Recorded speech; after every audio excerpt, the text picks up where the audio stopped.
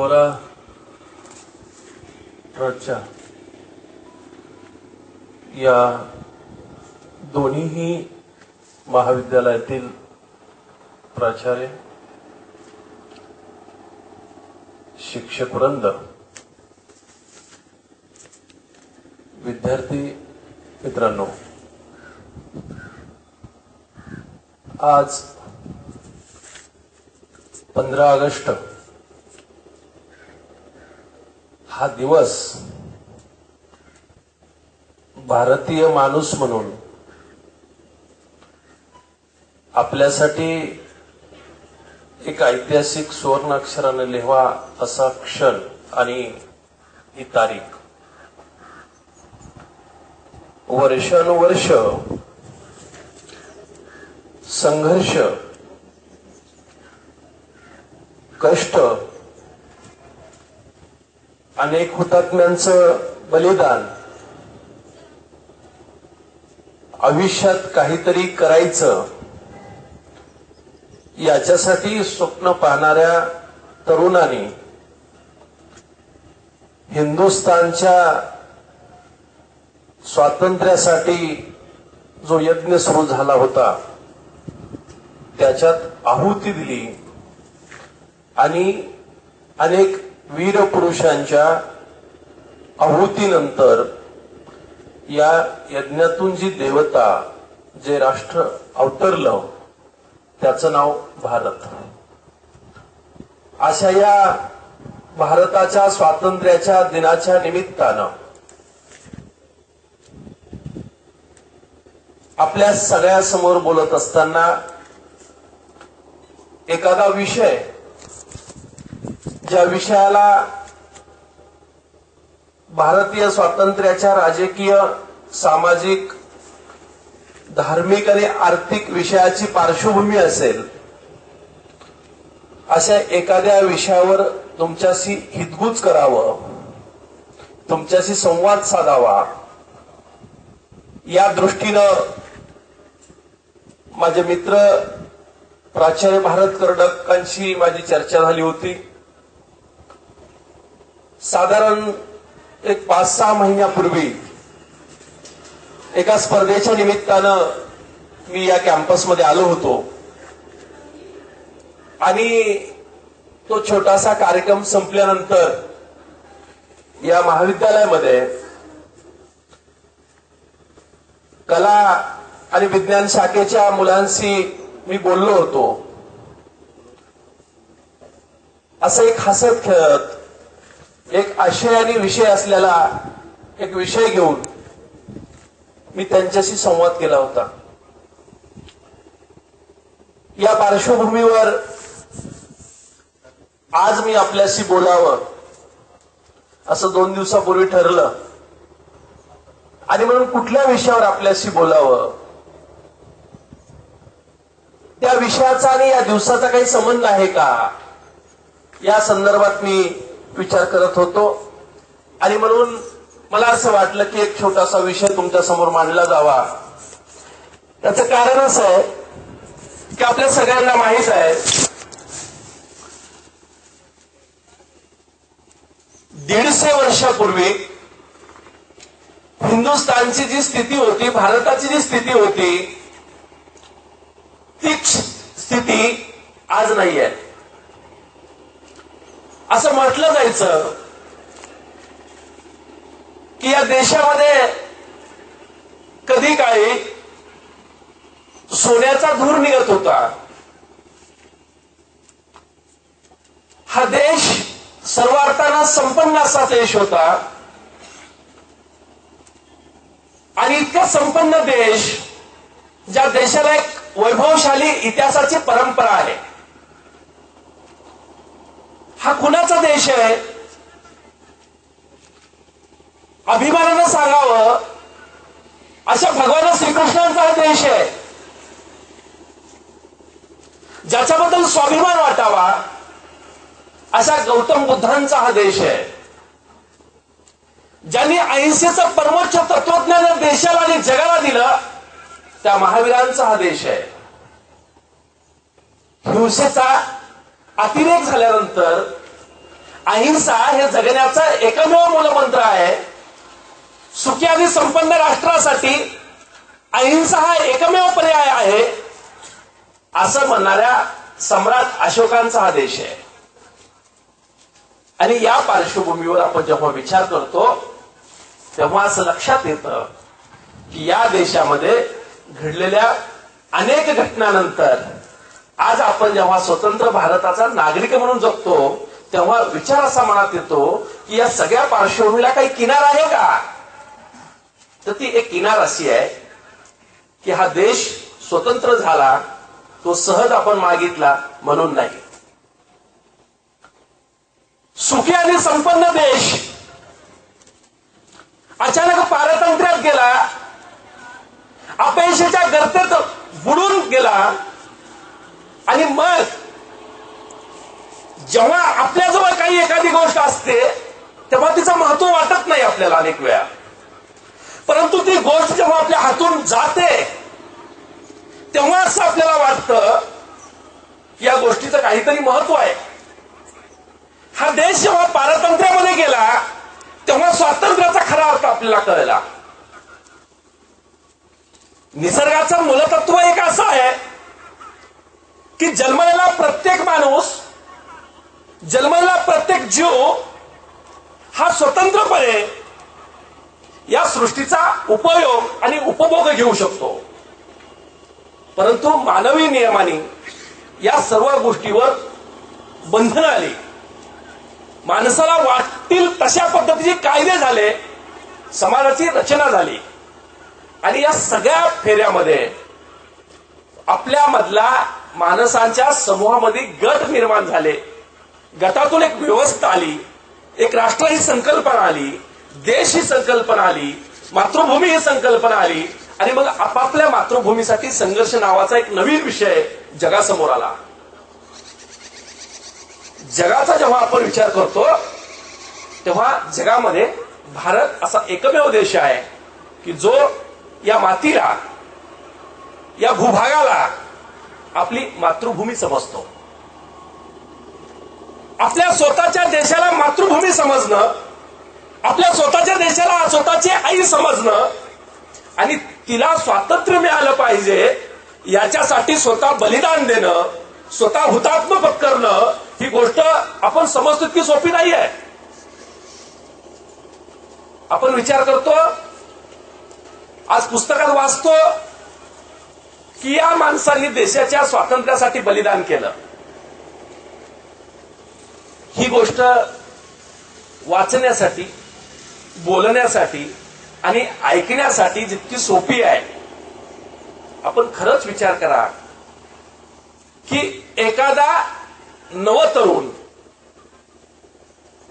स्वतःच्या जीवनामध्ये अत्यंत हुशार असेल आणि त्या हुशार तरुणाला सहज हसत हसत फासापर्यंत जावं लागलं आणि एका क्षणात पाहिलेली सगळी स्वप्न सोडून देऊन बलिदान द्यावं लागलं.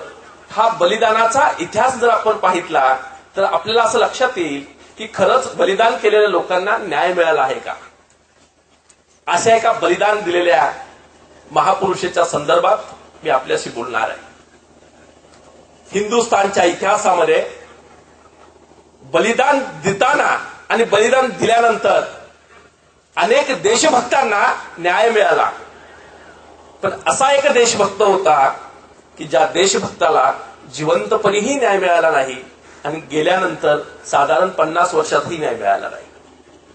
त्या देशभक्ताचं नाव आहे सुभाषचंद्र बोस. लक्षात घ्या, नेताजीच्या संदर्भातल्या भावना आपल्याला एवढंच माहिती आहे की नेताजींनी आझाद हिंद फौज निर्माण केली, चलो दिल्लीचा नारा दिला, तुम मुझे खून दो मैं तुम्हें आझादी दूंगा. हे वाक्य संबंध देशात आणि जगात लोकप्रिय केलं. जेव्हा आपण आज विचार करतो तेव्हा सुभाष बाबूंच्या या वाक्यापलीकडे सुभाष बाबू आपल्या नक्की लक्षात आहेत का याचं आपण आत्मचिंतन जर केलं तर आपल्याला असं लक्षात येईल की या वाक्याच्या पलीकडे आम्ही त्यांना कधीही ओळखण्याचा प्रयत्न केला नाही.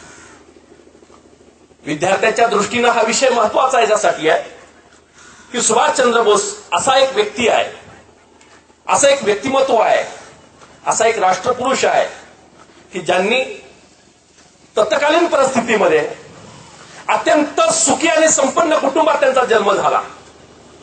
बहुधा आपल्याकडे असं असतंय की सगळे क्रांतिकारक, सगळे देशभक्त आणि राजकीय दृष्ट्या वैभव प्राप्त असलेली जी लोक आहेत, यांचा आर्थिक आणि सामाजिक इतिहास हा कधी वैभव संपन्न वैभवशाली नसतो. त्यांनी कष्टातून निर्माण केलेलं असतं. बाबूंच्या बाबतीत उलट होतं की यांच्या वडिलापासून यांचं इंग्रजांच्या दरबारामध्ये एक वजन होतं, स्वतःची एक ओळख होती आणि स्वतःची ओळख असलेल्या कुटुंबामध्ये सुभाष बाबूंचा जन्म झाला. वयाच्या 20व्या-22व्या वर्षी कष्ट करून हा तरुण ICS, ज्याला आता IAS IPSच्या दर्जाची परीक्षा म्हणतो, अशा पद्धतीची परीक्षा पास झाले. ICSची परीक्षा नुसती पास नाही झाले, तर विलायतेच्या सरकारनं जी परीक्षा घेतली होती त्या परीक्षेच्या यादीमध्ये 4थ्या क्रमांकावर होते ते जगभरातल्या पोरामध्ये. आणि एवढी मोठी पदवी घेतलेला हा तरुण, ICS पास झालेला हा तरुण, जेव्हा त्याचा करार करण्याची वेळ आली, नोकरीचा करार, तेव्हा त्याच्या मनात असं आलं की एवढी विद्वत्ता, एवढी गुणवत्ता आणि या सगळ्या गुणवत्तेचा फायदा कुणाला होणार? तर ज्यांनी आमच्या सरकारवर, ज्यांनी आमच्या देशावर आणि या देशातल्या प्रत्येक माणसावर वर्षानुवर्ष अन्याय केलाय, अशा माणसाला याचा फायदा होणार. त्यापेक्षा आपण ही नोकरी नाही केली तर. आणि त्यांनी सांगितलं कुटुंबात की मी ही नोकरी करणार नाही. कुटुंबामध्ये चिंतेचं वातावरण निर्माण झालं. सगळे लोक त्याला समजून सांगू लागले, प्रयत्न करून न मिळणारी ही नोकरी तुला सहज मिळणार आहे, तू मोठा अधिकारी होणार आहेस आणि तू असा का निर्णय घेतोस? त्यानं सांगितलं की मी हा निर्णय याच्यासाठी घेतोय की माझ्या गुणवत्तेचा माझ्या माणसांना जर फायदा व्हावा असं वाटत असेल तर मला ही नोकरी करून चालणार नाही. हे इंग्रज सरकार माझ्या गुणवत्तेचा फायदा घेईल आणि माझ्या हातातून माझ्या माणसावर अन्याय करण्याचं प्रशिक्षण मला देईल. त्यापेक्षा माझ्या मातृभूमीच्या स्वातंत्र्यासाठी जर हे सगळं मी वेचू शकलो, माझं आयुष्य देऊ शकलो, तर काय हरकत आहे? आणि त्यांनी निर्णय घेतला. अत्यंत तरुण वयात अशा पद्धतीचा निर्णय घेणं हे कोणत्याही कुटुंबाला मान्य असणारी गोष्ट असू शकत नाही. कधी कधी माणसं फार विचारपूर्वक एखादी भावना व्यक्त करतात. या कुटुंबामध्ये सगळ्यांचा या गोष्टीला विरोध होता, परंतु एका व्यक्तीनं त्यांच्या निर्णयाला पाठिंबा दिला, त्या म्हणजे त्यांच्या आईनी सांगितलं की ठीक आहे, तू मोठा झालास, अधिकारी झालास, तर माझ्याबरोबर सगळ्या कुटुंबाला गर्व वाटेल. तू जे योगदान देशील त्याचा या कुटुंबाला फायदा होईल. पण एक नक्की आहे, तू याच्यापेक्षा मोठा होणार असशील, याच्यापेक्षा मोठं होणं हेच तुझ्या नशिबात असेल, तर तू माझ्यापेक्षा या मातृभूमीच्या सेवेला वेळ दिला पाहिजेस. आणि त्या क्षणी त्यांनी देशबंधू यांना एक पत्र लिहिलं आणि सांगितलं की मी भारत मातेच्या सेवेसाठी हे सगळं सोडून हा सगळा त्याग करून येतो आहे. आणि या संघर्षाच्या एका नव्या पर्वाला या निमित्तानं प्रारंभ झाला. आपण बघतोय की हे व्यक्तिमत्व असं सहज लोकांना कळणारं व्यक्तिमत्व नाही. यांच्या आयुष्यात जे प्रसंग आले, ज्या घटना घडल्या, त्यांना विरोधकाकडून त्रास होण्यापेक्षा स्वतःकडून काय त्रास झाला असेल याची तुम्ही कल्पना करू शकणार नाही. एक चांगला तरुण, होतकरू देशभक्त संघर्षामध्ये आपल्या बरोबर येतो आहे. देशाच्या स्वातंत्र्यासाठी बलिदान देतो आहे, त्याची मानसिकता कोणत्याही स्थितीमध्ये या देशाला स्वातंत्र्य मिळवून देण्याची आहे. या सगळ्या गोष्टी माहीत झाल्यानंतर या माणसाला या स्वातंत्र्याच्या लढ्यातल्या अन्य विचाराच्या लोकांनी किती त्रास द्यावा, हा विचार, ही कल्पना आज वाचल्यानंतर सुद्धा सहन होत नाही. कल्पना करा की ज्या माणसाने हा त्रास सहन केला असेल त्याच्यावर काय बेतली असेल.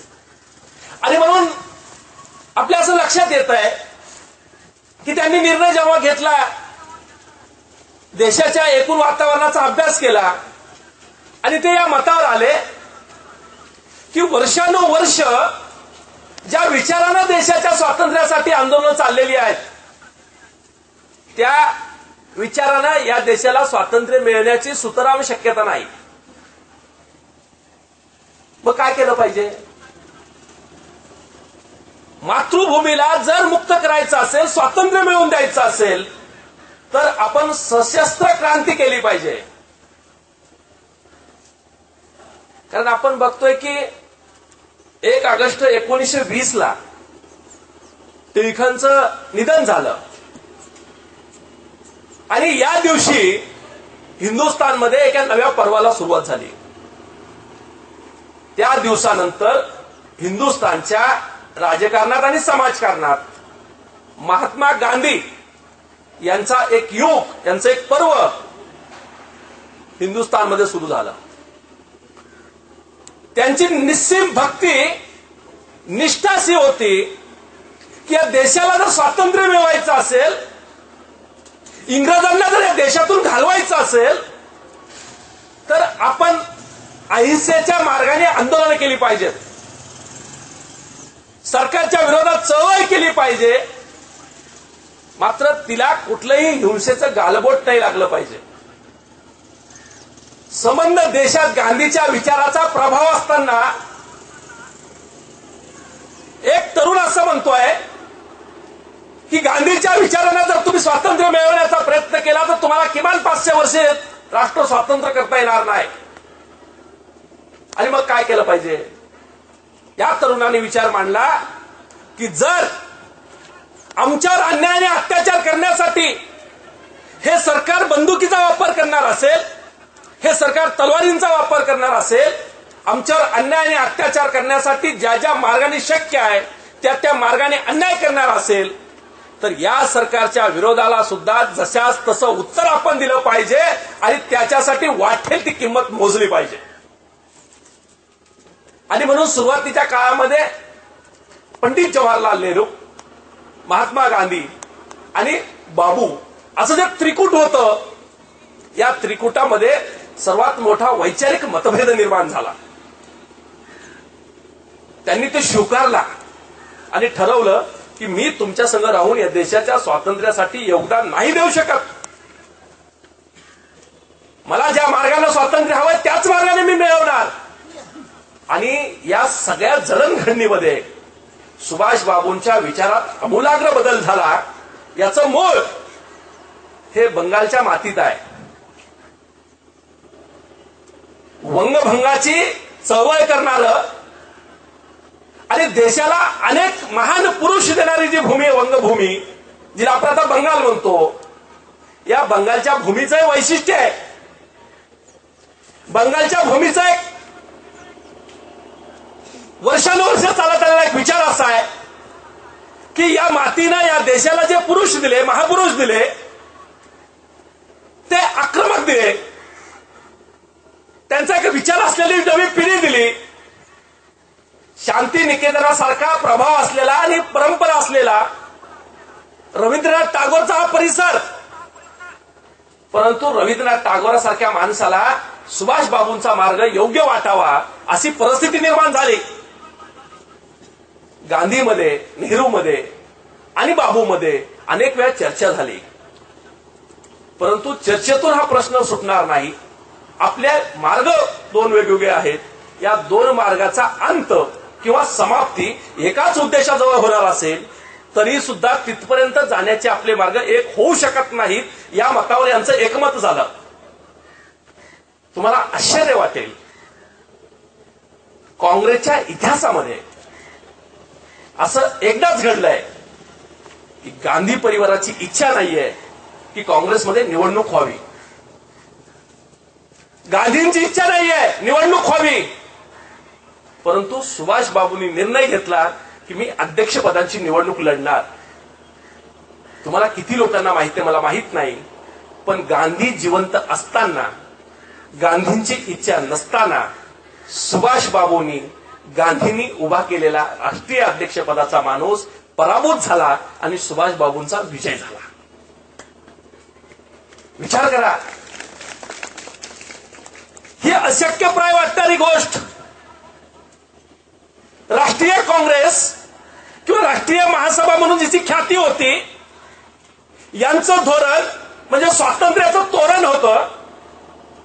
ही सभा जे ठरवली तोच निर्णय देशाच्या कानाकोपऱ्यात जाणार होता.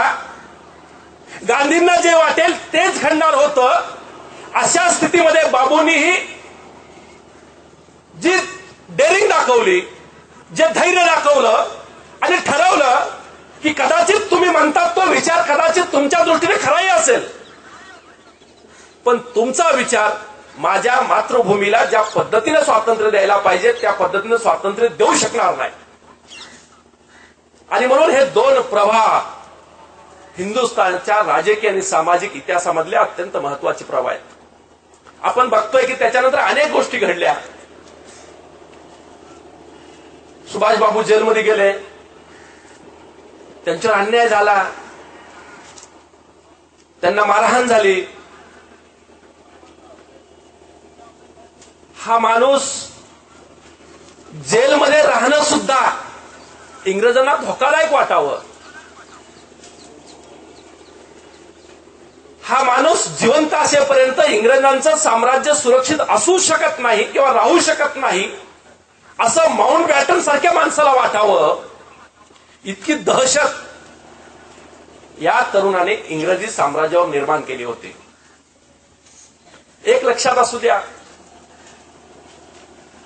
माणसाच्या आयुष्यामध्ये एक टायमिंग असतं. टायमिंग या गोष्टीला फार महत्व आहे. हे टायमिंग थोडं जरी बिघडलं ना तर माणसाला अपेक्षित असलेली गोष्ट होत नाही, असा या देशाचा इतिहास आहे. टायमिंग किती महत्वाचं आहे याचं एक उदाहरण मी तुम्हाला सांगतो. आपल्या सगळ्यांना महाभारत माहित आहे. आताही काही आपण बघत असाल रोज टीव्हीवर महाभारत. बऱ्यापैकी सवय लागली लोकांना संध्याकाळी महाभारत बघण्याची. महाभारताचं वैशिष्ट्य असं की ते फार सुंदर वैशिष्ट्य त्या महाभारताचं, की ते घडेपर्यंत कळतच नाही की हे घडलंय. एकदा एका गावामध्ये एक तरुण आणि त्याचं कुटुंब एक मुलगी पाहण्याच्या कार्यक्रमासाठी गेले होते. मुलीला पाहण्याचा कार्यक्रम संपला आणि पाहुणे म्हणाले की विचारा, तुम्हाला काही विचारायचं असेल तर. म्हणजे ज्यांनी ज्यांनी या पद्धतीने लग्न केलेत त्यांना हा अनुभव आहे. म्हणजे तुम्हाला नाही, मलाही नाही तो, परंतु तुम्हाला तर नक्कीच नाही. पण ज्यांनी अशा पद्धतीने लग्न केलं त्यांना माहित आहे की ती प्रोसेस काय आहे.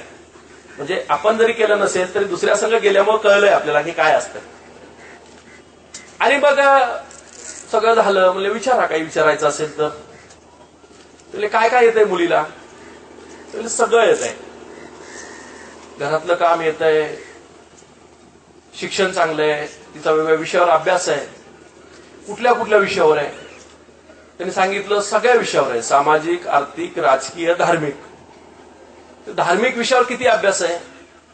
ते म्हणाले की महाभारत आणि रामायणातलं कुठलं काही विचारा, कारण आपल्या दृष्टीनं धर्मातल्या जर विचार केला तर याच्या पलीकडे आपली धार्मिक काही मोठी गोष्टच नाहीये. या दोन्ही गोष्टीतला काही विचारा. मग त्या बरोबरच्या माणसानं त्या भगिनीला विचारलं की रामायणामध्ये असं असं एक प्रसंग आहे, त्याबद्दल तुमचं काय मत आहे? आणि मग त्या भगिनीनं त्याला सांगितलं की असं आहे, तसं आहे, तसं आहे, सगळं व्यवस्थित सांगितलं. त्याला फार आनंद झाला की खरंच चांगला अभ्यास आहे यांचा. आणि मग निघताना त्याच्या बरोबरचा एक माणूस, कारण बरोबर जाणारी माणसं असे खोडीला असतात, म्हणजे हा बी एक अनुभव असेल काही लोकांना. ते म्हणाले काम करा ना, आता तुम्ही रामायणाचं विचारलंच आहे तर निघताना किमान महाभारतातला एखादा प्रसंग विचारा. हा माणूस परत गेला आणि त्यांना म्हणाला की तुम्ही रामायणाचं सांगितलं आहे, आता महाभारतातलं काही सांगता का? त्या भगिनीने सांगितलं, ते सांगून कळत नाही, लग्न झाल्यावर कळेल की ते काय असतं. म्हणजे त्यातला विनोद बाजूला करा. महाभारत हे घडवलं जातं, रामायण घडलंय. या दोन्ही गोष्टीतला फरक समजून घ्या की रामायण घडलंय, महाभारत घडवलं जातं. महाभारताचं वैशिष्ट्य असं आहे की महाभारतामध्ये हे होऊ शकतं, महाभारतामध्ये हे होणार आहे आणि याला आपण थांबवू शकतो हे माहीत असताना सुद्धा महाभारतात अनेक वेळा ज्यांना महाभारत घडवायचं होतं त्यांनी असं होऊ दिलं नाही. अनेक प्रसंग आहेत, त्यातला एक प्रसंग तुम्हाला मी सांगतो की उत्तर महाभारत नावाचा एक प्रकार महाभारतामध्ये आहे. कुरुक्षेत्रावरचं युद्ध संपतं आणि हे युद्ध संपल्यानंतर एक दिवशी नारद भगवान श्रीकृष्णाला भेटायला जातात. भेटायला गेल्यानंतर भगवान श्रीकृष्ण नारदाकडे पाहतात आणि विचारतात, काय नारद, व्यवस्थित चाललंय ना सगळं? कारण नारद भेटणार म्हणजे सगळी खबर सांगणार त्रिलोकात काय चाललंय. कारण हेच एक व्यक्तिमत्व, हेच एक पात्र आहे महाभारतात की जे तिन्ही देवात हवं तेव्हा फिरून येऊ शकतं. ते म्हणाले, देवा सगळं व्यवस्थित चाललंय, तरी बघा म्हणले, काही तुम्हाला वाटतं का काही सूचना केली पाहिजे? नारदांनी सांगितलं की होय, एक सूचना केली पाहिजे. ते म्हणले, काय? ते म्हणाले, सूचना अशी आहे की देवा, महाभारताचं युद्ध संपल्यापासून जे जे लोक या युद्धामध्ये जिवंत आहेत अशा सगळ्या लोकांना आपण काहीतरी वेगळं केलं आहे. या भूमिकेमध्ये आपल्याशिवाय हा इतिहास चालणार नाही अशा मानसिकतेमध्ये आहेत. देवाने सांगितलं की काय केलं पाहिजे? त्यांनी सांगितलं की तुम्ही जरा काहीतरी बंदोबस्त करून जा, नसतं तुम्ही गेल्यावर ज्या ज्या लोकांना तुम्ही वरदान देऊन ठेवलेत ते लोक समाजाच्या दृष्टीने डोकेदुखी ठरेल. नारदांना काय म्हणायचंय हे देवाच्या लक्षात आलं आणि त्यांनी सांगितलं, ठीक आहे, आता तुम्ही चाललाच आहात तर गेल्यानंतर हस्तिनापूरमध्ये जाऊन अर्जुनाला सांगा की मी बोलवलंय म्हणून. नारद जातात, अर्जुनाची भेट घेतात आणि त्यांना सांगतात की देवाने तुमची आठवण केली आहे. आणि अर्जुन येतात त्या भेटीसाठी. आपल्याकडे एक सवय बघा, तुम्ही आता फार सहजतेनं तुमच्या लक्षात येईल की तुम्ही आता इथून घरी जेव्हा निघाल आणि रस्त्याने जर एखादी गर्दी दिसली, तुम्ही कितीही महत्वाच्या कामात असाल, तुम्ही त्या गर्दीत जाऊन बघाल इथं काय चाललंय. खरं म्हणजे तुमचा त्या गर्दीचा काही संबंध नसतो, तुमच्याशी संबंधित कुठलीही गोष्ट मध्ये घडत नसते, पण तरी तुम्ही बघणार. हा स्वभाव आहे, मानवी स्वभाव. अर्जुन कृष्णाकडे निघालेले असताना अशीच गर्दी दिसते आणि तिथे अर्जुन उतरतात, त्या गर्दीकडे जातात, बघतात तर तिथे खाली नारद बसलेले असतात आणि लोकांशी संवाद साधत असतात. 2-4 दिवसापूर्वी नारदाच्या निरोपामुळे निघालेले असतात. नारद त्यांच्यावर बघतात आणि विचारतात, काय अर्जुना, कुठे चाललास? देवाला भेटायला चाललोय. नारद म्हणतात, तू देवाला भेटायला जा, पण त्यांची भेट घेऊ नकोस. यांना आश्चर्य वाटतं की हा काय प्रकार आहे. कारण कसं आहे की नारद असं एक व्यक्तिमत्व आहे महाभारताच्या आणि सगळ्या त्या धार्मिक क्षेत्रामध्ये की नारद सहज काही सांगणार नाहीत. आणि जर नारदांनी सांगितलं असेल तर त्याच्यात गडबड आहे. म्हणजे नारद भेटले तरी आता काहीतरी होऊ शकतंय असं मानसिकता असलेला हा समाज आहे. म्हणजे आजही आपल्या समाजामध्ये असे अनेक नारद असतात. म्हणजे आपण नाही का म्हणत काय कळीचा नारद आहेस रे तू. म्हणजे नारदाची प्रतिमा कशी आहे की तो भांडणं लावणारा माणूस आहे किंवा तो काहीतरी नवीन जुनं घडून आणणारा माणूस आहे, अशी एक प्रतिमा आहे नारदांची. आणि मग याला आश्चर्य वाटतं की अरे यांनीच सांगितलं भेटायला जा आणि आता हे सांगतात की जा पण भेटू नकोस. ते काय प्रकार आहे. त्याच्यात द्विधा मनस्थिती होते अर्जुनाची. कारण अर्जुन असं एक पात्र आहे महाभारतात की सातत्यानं द्विधा मनस्थिती झालेलं हे पात्र आहे. ते जातात, कृष्णांची त्यांची चर्चा होते, खाली खुशाली विचारली जाते आणि 2-3 दिवसांना निघताना भगवान श्रीकृष्ण अर्जुनाला सांगतात की माझी इच्छा आहे की तू मला कडकडून भेटावं. आणि या क्षणात अर्जुनाच्या असं लक्षात येतं की येताना नारदाने आपल्याला सांगितलं होतं की जा पण यांना भेटू नकोस. आणि देव तर सांगतात की माझी इच्छा आहे की तुम्हाला भेटावं कडकडून. ते थोडे गोंधळतात, ते विचार करतात भेटावं नाही भेटावं, भेटावं नाही भेटावं. कारण भेटावं तर काहीतरी घडेल, नाही भेटावं तर देव नाराज होतील. अशा द्विधा मनस्थितीमध्ये असताना देवाच्या लक्षात येतं की हे द्विधा मनस्थितीत पडलाय. जसं कुरुक्षेत्रावर पडले होते ते की कसं लढू, यांच्याशीच लढू का नको लढू का, नातेवाईक मरतील, माझे हे भाऊच आहेत, आता भावांना मारावं का, असं सगळं द्विधा मनस्थितीत. तेव्हाही असे द्विधा मनस्थितीत पडले. देवानं ओळखलं की अर्जुन द्विधा मनस्थितीत आहे.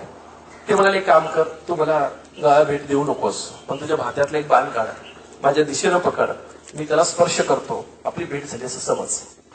त्याला हे कॉम्प्रोमाइज छान वाटतं. कारण आपल्याकडं असा एक स्वभाव आहे मानव की फार अडचणीचा विषय आला आणि दोन्ही गोष्टीनं फायद्याचं वाटलं तर कॉम्प्रोमाइज आपण पटकन करतो. म्हणजे हे आजची सवय आपली असं काही समजायचं कारण नाही. ही वर्षानुवर्षाची परंपरा आहे आपल्याला कॉम्प्रोमाइज करण्याची.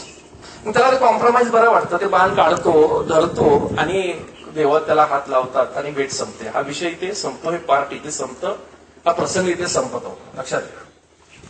रस्त्यानं जाताना, परत जाताना एक तरुण एका रथामध्ये एक 4-5 तरुण मुलींना घेऊन चाललेला असतो आणि त्या मला वाचवा असा धावा करत असतात. अर्जुनाला वाटतं की हा यांना बळजबरीने घेऊन चाललाय, म्हणून अर्जुन त्याच्या रथाला एक आडवा रथ लावतो आणि सांगतो की तू त्यांना सोडून दे.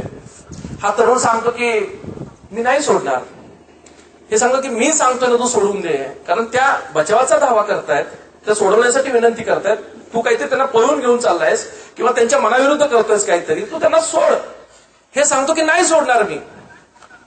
अर्जुनांना वाईट वाटतं की ते म्हणतात मी सांगतोय त्याला, म्हणजे आता याच्यामध्ये जे मी असतंय ना ते फार वाईट असतंय. लक्षात ठेवा, मी हा विषय फार वाईट आहे. मी सांगतोय म्हणजे कोण सांगतोय? अर्जुन सांगतोय याला की ते सोड, आणि ऐकत नाही. अर्जुन त्याला विचारतात अरे मी सांगतोय ना. हा काही दाद देत नाही. ते सांगतात की तुला माहितीये मी कोण आहे? हा म्हणतो नाही. ते आदिवासी पोरग असतं, त्याला काय माहिती हा कोण आहे. तो सांगतो तू कुरुक्षेत्रावरचं युद्ध ऐकलंस? तो म्हणतो हो ऐकलंय. तिथं कोण जिंकला? तो सांगतो पांडव. पांडवात कोण शूर आणि धनुर्धर होता? तो म्हणतो अर्जुन. तुला अर्जुन माहित आहे? तर स्वाभाविक गोष्ट आहे. तेव्हा काही टेलिव्हिजन नव्हतं संजय सोडला तर. म्हणजे संजयकडेच एकट्याकडे टेलिव्हिजन होतं, असं काही नव्हतं आपल्याला पटकनी. म्हणजे आता मी भाषण करतो याचा फोटो कदाचित डाउनलोड झालेला असेल, म्हणजे व्हॉट्सअपवर तो कळेल की मी भाषण करतो इथे म्हणून. म्हणजे इतकं फास्ट, म्हणजे या फास्ट फूडचा एवढा परिणाम, इतकं फास्ट झालं जग. तर तेव्हा काही नव्हतं. तो म्हणतो की नाही ओळखत मी, तू अर्जुन कोण आहे? तर हे सांगतो की तू ज्यांच्याबद्दल ऐकलंस कुरुक्षेत्राच्या युद्धातलं शौर्य, तो अर्जुन मी आहे आणि मी सांगतोय तुला सोड म्हणून. आता मला सांगा की स्वतः अर्जुन त्याला सांगतोय की मी अर्जुन आहे. काय प्रतिक्रिया असावी त्या तरुण पोराची? तर म्हणजे तो आदिवासी तरुण पोरग, काय प्रतिक्रिया असेल त्याची? तो काय म्हणतो माहितीये? असेल मी काय करू? बघा, अहंकाराला हवा कशी दिली जाते याचं हे उदाहरण आहे. हा म्हणतो की असेल मी काय करू, तो अर्जुन असलास तर. आणि या एका वाक्यानं अर्जुनाचा अहंकार जागा होतो, त्याचा इगो डेव्हलप होतो आणि तो भात्यातला बाण काढतो, धनुष्याला लावतो आणि त्याच्या दिशेनं मारतो. तोही बाण काढतो, तोही मारतो, बराच वेळ असं चालतं, कुणावरच काही परिणाम होत नाही. शेवटी ते भिल्लाचं पोरग एक बाण काढतं आणि अर्जुनाच्या दिशेनं मारतं. त्या बाणाबरोबर अर्जुन रथातून खाली पडतो. अर्जुनाला आश्चर्य वाटतं की असं का घडलं असेल. तो असं खाली पडताना जमिनीकडे पाहतो. जमिनीत दोन पाय त्याला दिसतात. पायांच्या दिशेने तो वर पाहतो. नारद उभे असतात. नारद म्हणतात, अर्जुना मी तुला म्हणालो होतो ना, निघताना कृष्णाच्या नादाला लागू नको म्हणून. तू ऐकलंस का? तू म्हणून देवा असं कसं काय झालं? ते म्हणजे झालं नाही, हे केलं. होत काहीच नाही, हे झालं नाही, हे केलं गेलं. तू असं का केलं गेलं?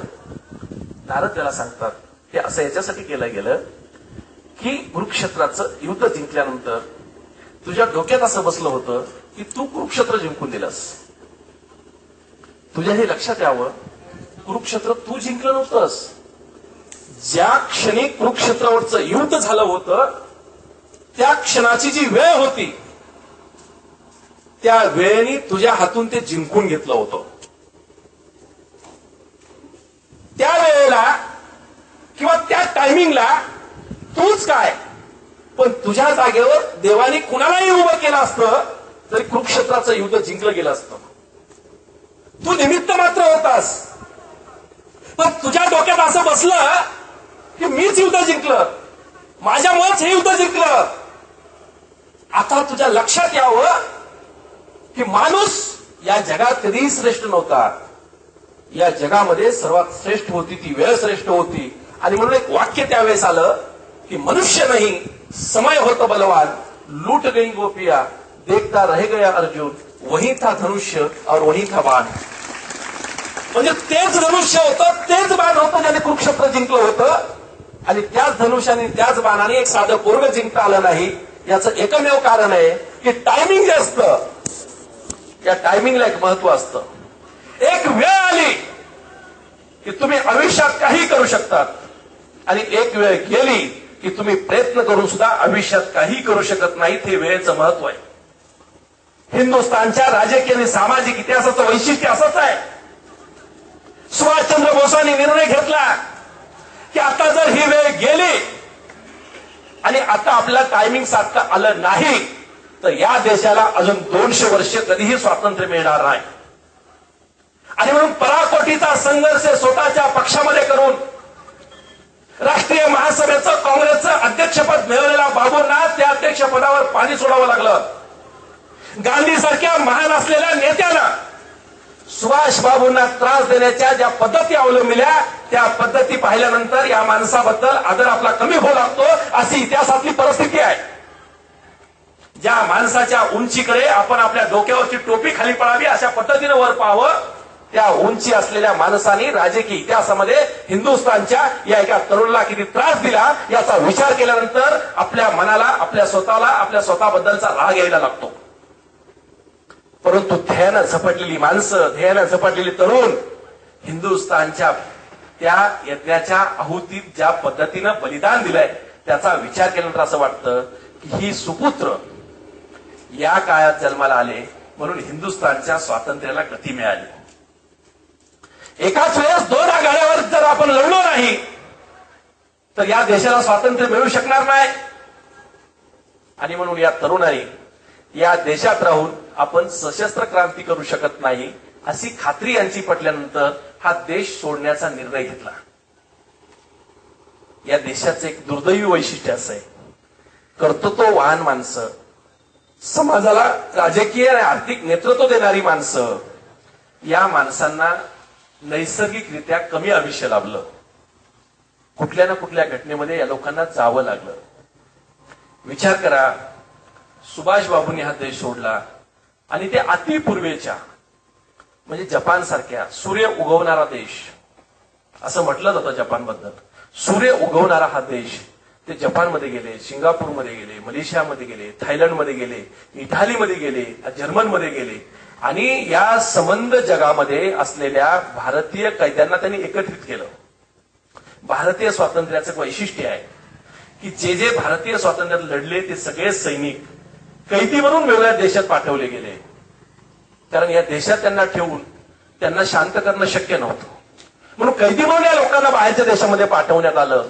पण बाबूंनी हे हेरलं की या संबंध जगात कैदी म्हणून राहणारे जे लोक आहेत त्यांची एक संघटना आपण बांधली पाहिजे, त्यांची एक नवी फळी उभी केली पाहिजे. आणि म्हणून सिंगापूर सारख्या शहरात त्यांनी या सगळ्याला एकत्रित बोलवलं.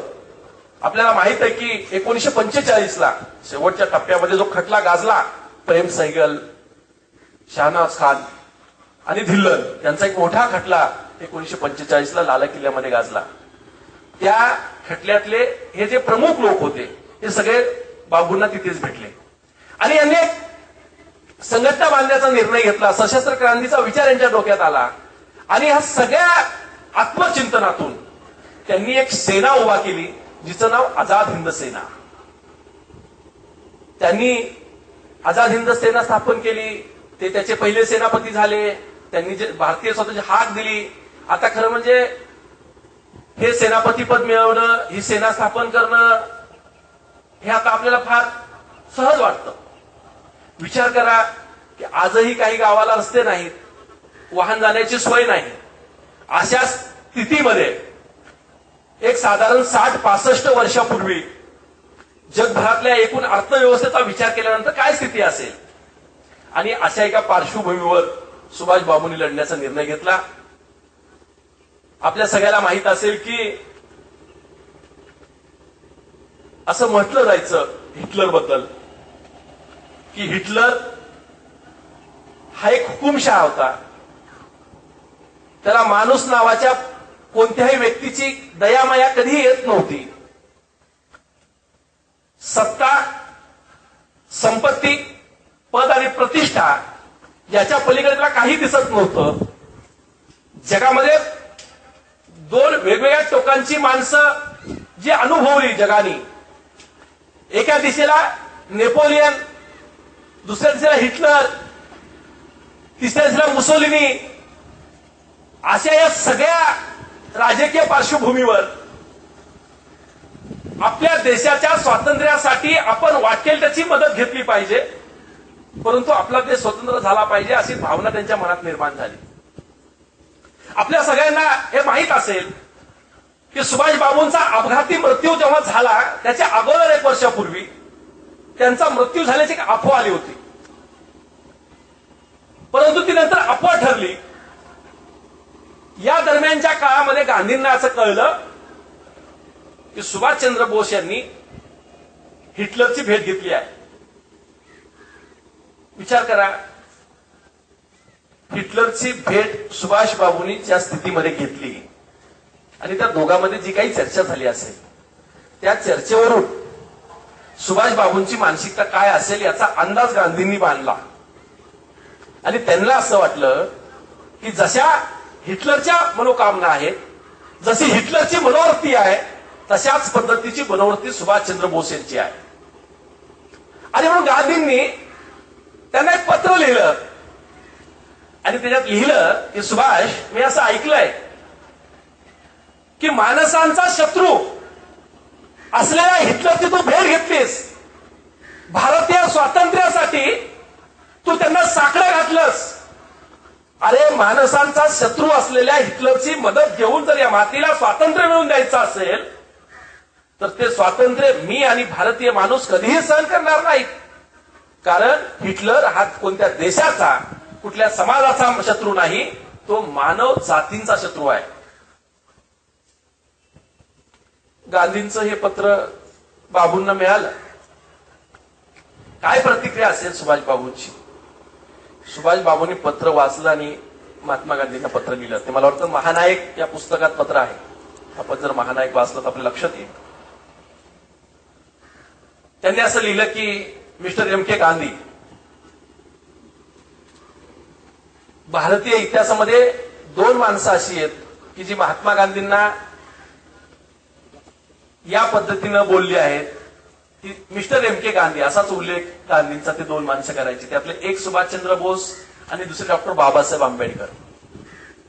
त्यांनी लिहिलं की मिस्टर एम के गांधी, आपलं पत्र मिळालं, आपण लिहिलेल्या पत्रातल्या भावना मला समजल्या, आपण दिलेला सल्ला आणि आपण सुचवलेल्या सूचना यांचा विचार करता माझं एवढंच मत आहे की आपण असं सांगितलं की हिटलर हा मानवजातीचा शत्रू आहे, त्याच्या मदतीनं मिळालेलं स्वातंत्र्य मला मान्य होणार नाही, भारतीयांना मान्य होणार नाही.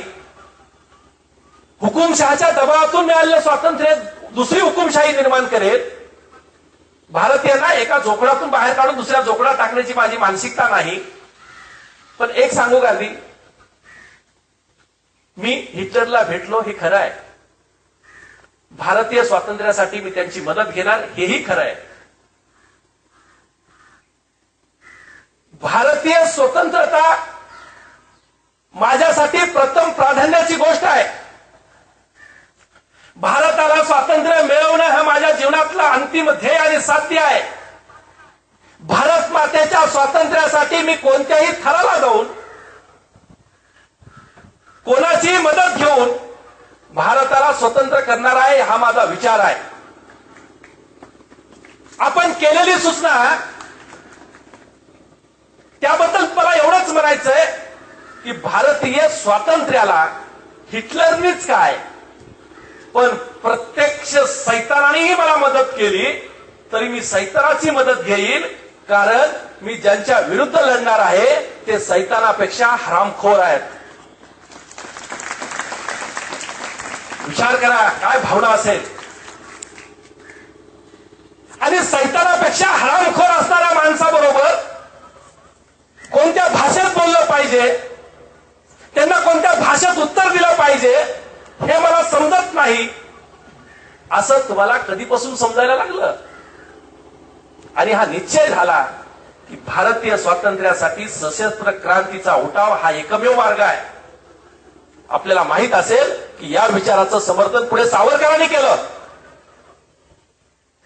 जर भारतीय स्वातंत्र्याला आणि स्वातंत्र्याच्या देवतेला हिंदुस्थानच्या अनेक तरुणांचा रक्ताचा अभिषेकच करावा असं नियतीने जर ठरवलेलं असेल तर स्वातंत्र्याच्या देवतेसाठी लाखो तरुण आपल्या रक्ताचा अभिषेक करून या देशाला स्वातंत्र्य मिळवून देतील असा आत्मविश्वास व्यक्त करण्यात आला.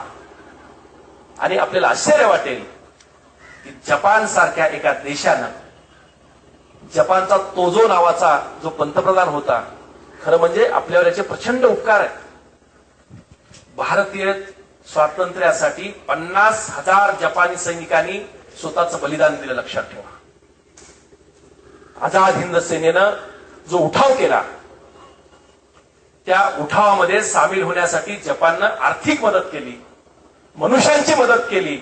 आणि आपल्या सगळ्यांना माहित असेल की इंग्रजाच्या साम्राज्याला हादरा देण्याचं, त्यांना सव की पळ करून सोडण्याचा संकल्प जो नेताजींनी केला होता तो यशस्वी केला होता. आणि त्या दिशेनं इम्फाळपर्यंत किंवा त्या भागातल्या सगळ्या नैऋत्य देशाच्या त्या सीमेपर्यंत सुभाषबाबूंनी धडक मारली होती. त्यांच्या आयुष्यात जे 2-3 प्रसंग घडले नंतरचे, ते प्रसंग जर घडले नसते तर कदाचित देशाला 2 वर्ष अगोदर स्वातंत्र्य मिळालं असतं. आणि ते जर 2 वर्षपूर्वी स्वातंत्र्य मिळालं असतं आणि सुभाषबाबू जर आज त्यानंतर 10-15 वर्ष जिवंत राहिले असते तर कदाचित देशाच्या भौगोलिक सीमा आपल्याला बदललेल्या दिसल्या असते. कारण संपूर्ण भारत ही मोठी सीमा आहे. भूतान, ब्रह्मदेश, असं सगळं पाकिस्तान, या सगळ्यांचा मिळून हा अखंड भारत देश आहे अफगाणिस्तानच्या सीमेपर्यंत. परंतु हा माणूस जगलाच नाही पाहिजे याच्यासाठी इंग्रजांनीच प्रयत्न केले असं काही समजू नका. भारतातले अनेक माणसं या स्वातंत्र्य संग्रामात फितुरीचा उद्योग करणारी माणसं होती. जे असं म्हटलं जातं की जो सरळ शत्रू असतो त्याची भीती नसते,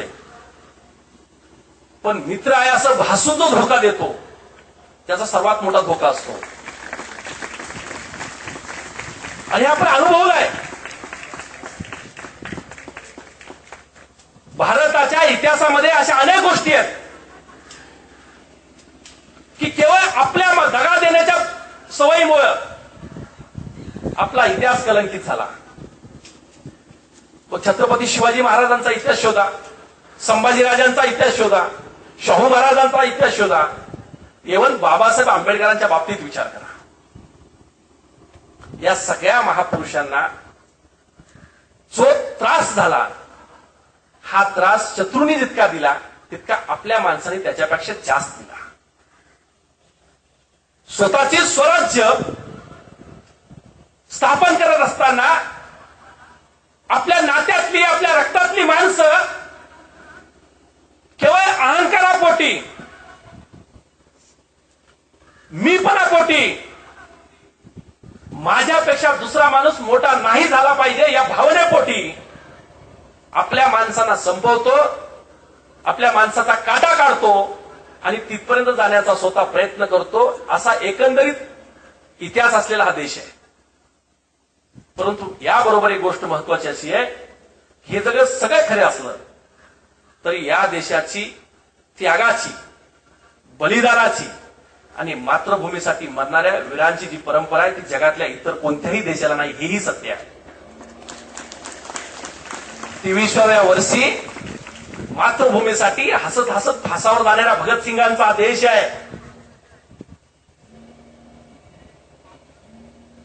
मी जिवंत राहण्यापेक्षा माझ्या देशातल्या हजारो लोकांना, तरुणांना त्यांचं आयुष्य आणि त्यांचं भविष्य उज्ज्वल करण्याची संधी द्यायची असेल तर या साम्राज्याविरुद्ध स्वातंत्र्याचं मंदिर उभं करण्यासाठी आणि स्वतःचं स्वतंत्र राष्ट्र निर्माण करण्यासाठी मला या भारतीय स्वातंत्र्याच्या रणसंग्रामामध्ये पाया व्हावं लागलं तरी चालेल, मी पायातला दगड झालो तरी चालेल, मी शहीद झालो तरी चालेल, ही मनोकामना असलेल्या राजगुरू चंद्रशेखरांचा देश आहे.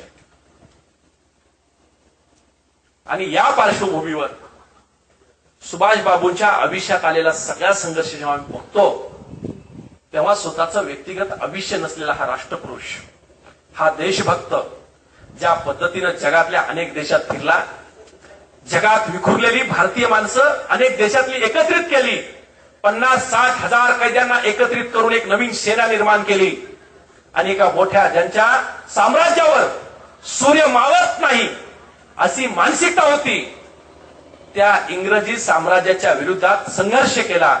त्या माणसाला जगातल्या अनेक देशांनी, अनेक देशातल्या प्रमुख लोकांनी मदत केली आणि स्वतंत्र सरकार म्हणून आझाद हिंद सेना आणि सुभाषबाबू यांना एक स्वतंत्र सरकार म्हणून मान्यता देण्यात आली.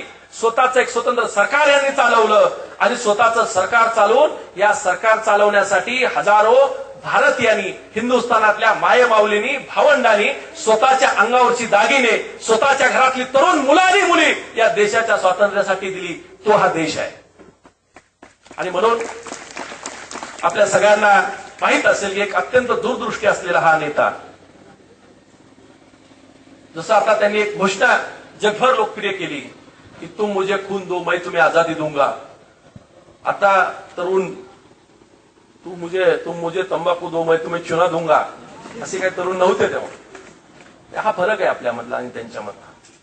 त्या घोषणेच्या पाठीमागची मानसिकता समजून घ्या, त्याच्या पाठीमागचं वातावरण समजून घ्या. माणसाच्या डोळ्यासमोरचा उद्देश संपला, माणसाचं ध्येय संपलं की माणसं कपलक होतात, माणसं उदासीन होतात, माणसाला नैराश्य येतं. एक लक्षात असू द्या, मी आपल्या सगळ्या मित्रांना सांगतो की आत्ता आपण इथं बसलाय, ही वेळ 10 वर्षांनी पुन्हा कधीच येऊ शकणार नाही. तेव्हा जर आपल्याला पश्चाताप होऊ द्यायचा नसेल, आपण 10 वर्षापूर्वी असं वागलो आलो असतो तर आज असं झालं नसतं, हा जो पश्चाताप आहे किंवा प्रायचित म्हणतो त्याला आपण, असं वाटू द्यायचं नसेल तर आपलं भविष्य आपल्या समोर दिसत असताना आपण आपल्या निर्णयावर ठाम असलं पाहिजे, आपल्या उद्देशाशी आपली बांधिलकी असली पाहिजे. तुम्ही या समाजाचं देणं लागता, या समाजाचं तुमच्यावर ऋण आहे आणि समाजाचं सामाजिक, आर्थिक, राजकीय ऋण फेडण्याची नैतिक जबाबदारी तुमची आहे. समाजातल्या गुणवंत आणि हुशार लोकांच्या हातामध्ये समाजाचा इतिहास अवलंबून असतो. जी माणसं स्वतःचा इतिहास विसरतात ती माणसं इतिहास निर्माण करू शकत नाहीत. तुम्हाला इतिहासाची एक परंपरा आहे, त्यागाचा आणि समर्पणाचा इतिहास असलेला हा देश आहे. दुसऱ्यासाठी जगलं पाहिजे आणि दुसऱ्यासाठी जगत असताना या मातृभूमीचा आणि समाजाची सेवा केली पाहिजे. त्यात आपल्या समाजाचं, राष्ट्राचं आणि आपल्या स्वतःच्या परिवाराचं हित आहे असं मानणारा हा देश आहे. या देशामध्ये जगण्याच्या संकल्पना आहेत, त्या संकल्पनेला एक इतिहास आहे आणि अनेक महापुरुषांच्या आणि राष्ट्रपुरुषांच्या बलिदानावर उभा राहिलेला हा देश आहे. आणि म्हणजे या देशाचा एक तरुण म्हणून आपलं जगणं आणि आपलं मरणं या दोन्ही गोष्टीतलं जे अंतर आहे, ज्याला आपण जीवन म्हणतो, त्या जीवनाचा यथायोग्य जर आपण करू शकलो नाही तर आपण कोणत्याही आघाडीवर यशस्वी होऊ शकत नाही, ते लक्षात ठेवा. आणि म्हणून अनेक वेळा आपलं असं होतं, निर्णय घेण्याची क्षमता असताना हा निर्णय जर मी घेतला तर तो चुकेल या भीतीपोटी निर्णय घेतला जात नाही. एक लक्षात असू द्या, जोपर्यंत निर्णय घेतला जात नाही तोपर्यंत निर्णय चूक आहे की बरोबर आहे हे कळणार नाही. आणि म्हणून निर्णय घेण्याची तुम्ही क्षमता वाढवा. तो निर्णय जर चूक असेल तर मार्ग निघेल, तो बरोबर असेल तर ध्येयापर्यंत जाता येईल. पण निर्णयच घेतला नाही तर तो चूक आहे की बरोबर हे कळणार नाही. आणि मग मी तेव्हा असं केलं असतं तर बरं झालं असतं, आता काही करून फायदा नाही, अशा गर्तेत तुम्ही अडकण्याची शक्यता नाकारता येत नाही. आणि म्हणून एक उज्ज्वल इतिहास, एक उज्ज्वल भविष्य तुमच्या डोळ्यासमोर असेल, एक विजन असेल, एक दृष्टी असेल, तर मला वाटतं की माणसाला यशस्वी होणं फार अवघड नाही. असा सगळा इतिहास सुभाष बाबूंनी या देशाला दिला. आणि म्हणून एक परिपक्व नेता, सुभाष बाबूंना एकदा विचारलं गेलं होतं की तुमच्या स्वप्नातला हिंदुस्थान कसा असेल. त्यांनी सांगितलं, कोणत्याही धर्माचं प्राबल्य नसलेला, माणूस म्हणून अभिमानाने आणि सन्मानानं जगणं शिकवणारा देश म्हणजे हिंदुस्थान असेल. आज स्वातंत्र्याच्या 60-67 वर्षानंतर आम्ही विचार करतोय की काही भागात दुष्काळ पडतोय आणि काही भागात प्रचंड पाऊस पडतोय आणि सरकार नदी जोडणीच्या प्रकल्पावर करोड रुपये खर्च करतंय. तुम्हाला आश्चर्य वाटेल, भारतीय स्वातंत्र्याच्या पूर्वी सुभाष बाबूंनी नदी जोडण्याची संकल्पना मांडली होती. देशाला स्वातंत्र्य मिळण्यापूर्वी 38 कोटी या देशाची लोकसंख्या असताना ही लोकसंख्या जर अशीच वाढत राहिली तर तो भस्मासूर ठरेल. ही संकल्पना सुभाष बाबूंनी स्वातंत्र्यापूर्वी मांडली होती. या देशाचं अर्थकारण, या देशाचं समाजकारण या एकाच नाण्याच्या दोन बाजू आहेत. त्या दोन्ही बाजू एकाच गतीनं चालल्या तरच या देशाला भविष्य आहे, अशी संकल्पना मांडणारा हा दूरदृष्टी असलेला नेता आहे. आणि या नेत्याला, स्वातंत्र्यासाठी बलिदान दिलेल्या नेत्याला, खरं म्हणजे त्यांनी ज्या पद्धतीचा संघर्ष केला जीवनभर, आई सोडून दिली, बहीण सोडून दिली, 5 भाऊ होते, सगळ्या भावाची वाट लागली, सरकारी दरबारी वजन असलेला हा परिवार, सुभाष बाबूंच्या या बंडामुळे त्यांना सरकारी सवलती सोडून द्याव्या लागल्या, घर सोडून द्यावं लागलं, पुढे यांना देश सोडावा लागला, परदेशात भटकावं लागलं, रानावळ्यात, दऱ्याखोऱ्यात. तुम्ही जर नैऋत्य आणि ईशान्य भारताची जर सगळी भूमी बघितली तर तुमच्या लक्षात येईल की आजही अनेक भाग असा आहे की तिथं माणूस जाऊ शकत नाही. अशा भागामध्ये रांगत कधी चालत, पाऊस पाणी तुडवत या लोकांनी संघर्ष केला. सुभाष बाबू त्याचे नेते होते. अशा या माणसाचा शेवट, या माणसाचा मृत्यू ज्या पद्धतीनं झाला, एक कर्तृत्ववान माणसाच्या मृत्यूला वलय असतं असं म्हटलं जातं सतत. भारताचं वैशिष्ट्य आहे की सगळी माणसं जी कर्तृत्ववान होती त्या माणसांचा मृत्यू सुद्धा एका विशिष्ट उंचीवर झाला. जगण्यासाठी उंची निर्माण करणं हा वेगळा विषय, पण मरण्यासाठी उंची निर्माण करणं हा वेगळा विषय. मृत्यू सुद्धा एका विशिष्ट उंचीवर यावा अशा पद्धतीचा मृत्यू सुभाष बाबूंना आला. कारण त्यांच्या मृत्यूनंतर इतक्या वर्षांनी आजही त्यांच्या मृत्यूबद्दल शंका घेतली जाते. कदाचित ते जिवंत असतील, कदाचित ते येणार आहेत, ते कुठल्या तरी हिमालयात आहेत, ते कुणीतरी आध्यात्मिक गुरु झाले आहेत, त्यांना एवढं आयुष्य लाभणार आहे, अशा पद्धतीची चर्चा आजही होते. आणि आपल्याला माहिती की त्यांच्या मृत्यूची चौकशी करण्यासाठी 2दा समित्या नेमल्या गेल्या. परंतु आता असं मान्य केलं गेलंय जगभर आणि भारताने हे मान्य केलंय की 1946ला त्यांचा अपघात झाला असावा आणि त्या विमान अपघातात त्यांचा मृत्यू झाला असावा. त्यांना स्वतःच्या हातानं ज्यांनी अग्नी दिला त्या माणसानं नंतर हे जाहीर केलं होतं की मी स्वतः त्यांना अग्नी दिलेला आहे.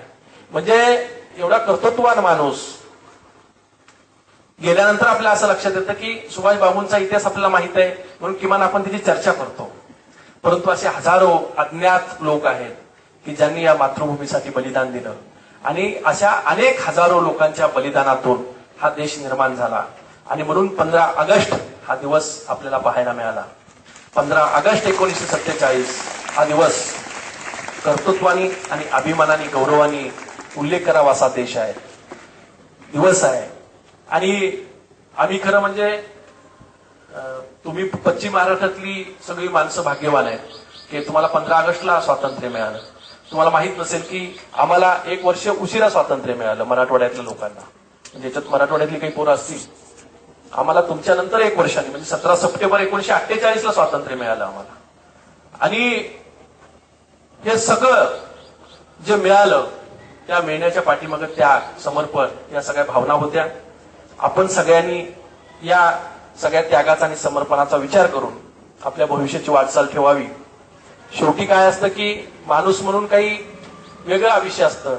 तुम्हाला संधी असते, तुमच्या गुणवत्तेचा जर या समाजाला फायदा झाला नाही, तुमच्या हुशारीचा या समाजाला फायदा झाला नाही आणि तुम्ही फार मोठे अधिकारी झालात, फार मोठे समाजसेवक, समाजसेवा सोडून तुम्ही कॉन्ट्रॅक्टर झालात, तुम्ही डॉक्टर झालात, तुम्ही इंजिनियर झालात, तर तुमच्या कुटुंबाला त्याचा फायदा होईल. तुमच्या अनेक पिढ्यांना पुरेल एवढी संपत्ती तुम्ही मिळवाल. परंतु प्रचंड पैशावाली माणसं या समाजात आहेत की ते माणसं आपल्या 10-10 पिढ्यांची व्यवस्था करतात, 15-15 पिढ्यांची व्यवस्था करतात. इतकी प्रचंड पैसे कमावणारी माणसं या समाजात आहेत, परंतु त्यांचा या देशासाठी आणि या समाजासाठी कधीही फायदा होत नाही. पण कफलक असलेली माणसं, पैसे नसलेली माणसं आणि समाजासाठी त्याग करणारी माणसं मात्र इतके लोकप्रिय असतात की त्या माणसाच्या व्यक्तिमत्वाकडे बघितलं की त्याचा हेवा वाटतो. असे अनेक माणसं या भूमीनं बघितलेत. आणि म्हणून समर्पणाची ही भूमी आहे, इथे द्यावं लागतं तेव्हा काहीतरी मिळतं अशी समजणारी ही मानसिकता आहे. या मानसिकतेत आपण सगळे तरुण पोरं आहोत. तुम्हाला उज्ज्वल भविष्य आहे. या मातीसाठी काही करण्याची तुम्हाला संधी मिळो. कारण या समाजामध्ये दुःख मोठं आहे. म्हणजे किती दुःख आहे की स्वातंत्र्यानंतर एका कवीला असं म्हणावं लागलं की आश्वासनांची सगळी फुलं सुकली, सुकलेल्या फुलांचा कुबटवास, नीतिमत्ता सर्व संपली, पदरी आला फक्त वनवास, भुकेल्यांची भूक भागली नाही, सारीच अस्मिता दारिद्र्याशी गहाण झाली, भाकरीचा चंद्र शोधण्यात जिंदगी बर्बाद झाली. जर ही परिस्थिती स्वातंत्र्यानंतर असेल तर आपल्याला मातीसाठी काही केलं पाहिजे. मातीसाठी जगावं, मातीसाठी मरावं. बाळा मातीला थोर तिला कसं विसरावं. जन्मलो आम्ही माती किती होणार माती, खापराच्या दिव्याकडे पेटणार वाती. हा विचार आपण केला पाहिजे. मोडलेल्या माणसांचे दुःख होले झेलताना, अनाथांच्या उशाला दीपलाऊ झोपताना, कोणती न जात ज्यांचे कोणता न धर्म ज्यांना दुःख होले 2 अश्रू माणसांचे माणसांना, असं समजणारा हा देश आहे.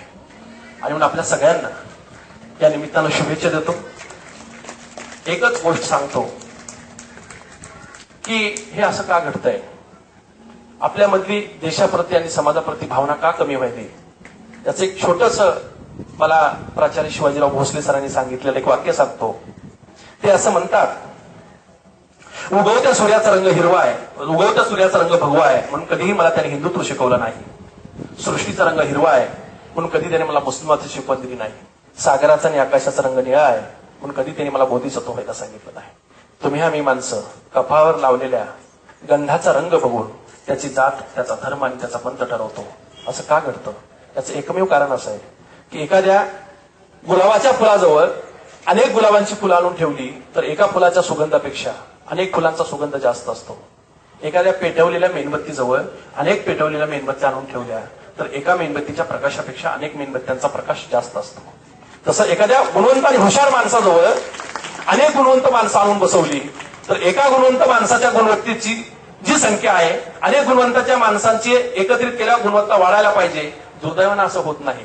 अनेक गुणवंत जेव्हा एकत्र येतात तेव्हा गुणवंतामध्ये गोंधळ निर्माण होतो आणि या गोंधळात गुणवंतांची गुणवत्ता लुप्त होते. असा इतिहास असल्यामुळे आणि हा अनुभव असल्यामुळे ज्या वाटेनं जावं अशी वाट नाही, ज्यांनी मार्ग दाखवावा असा मार्ग नाही, आणि म्हणून ज्याचं मार्गदर्शन घ्यावं असा दर्शक नाही. अशा स्थितीमध्ये या देशाला एक नवीन आयुष्य, एक नवीन भविष्य आणि एक नवीन वर्तमान, एक नवीन भविष्य आपल्याला निर्माण करायचंय. आणि ते निर्माण झालेलं भविष्य इतिहासात परावर्तित करायचंय.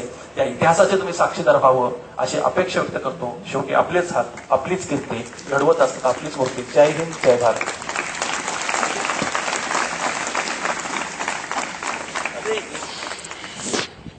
आजच्या या स्वातंत्र्य दिनी खऱ्या अर्थानं उन्हातानाची पर्वा न करता सर्व विद्यार्थिनींनी आज वेगळ्या अर्थानं आपल्या मातीशी नातं सांगितलंय. आज तुमच्यापैकी बहुतेकांना आठवत असेल की आपण शाळा महाविद्यालयामध्ये असताना अशाच प्रकारे मैदानावर मातीमध्ये बसायचो. साधारण